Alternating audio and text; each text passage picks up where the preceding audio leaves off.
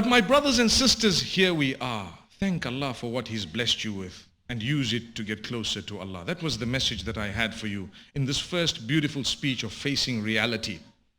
Because we cannot divorce ourselves from a world that we're living in.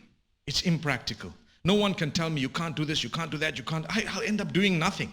You can't, whatever. You need to go to the university. You will go, you shall go, you must go. You need to be educated. Nothing wrong with that. In fact, it would be wrong not to be educated. But while you're there, carry yourself respectfully. That's all you need to know.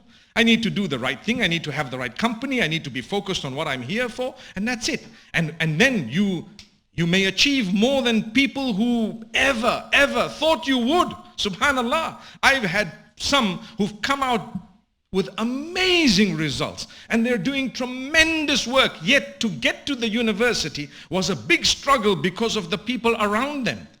The culture has had to, wherever it has moved forward, modify itself based on the times we're living in order for us to be able to make use of whatever we have around us while we do. But sometimes it was a struggle for us. I think now the generations that are there, it's being made a little bit easier. But still in some countries it's not easy.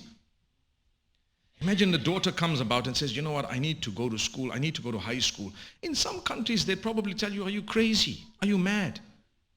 But they don't realize you cannot tell someone to divorce themselves from the reality. You've rather got to show them how to navigate through it, because in your absence they're going to have to be there anyway.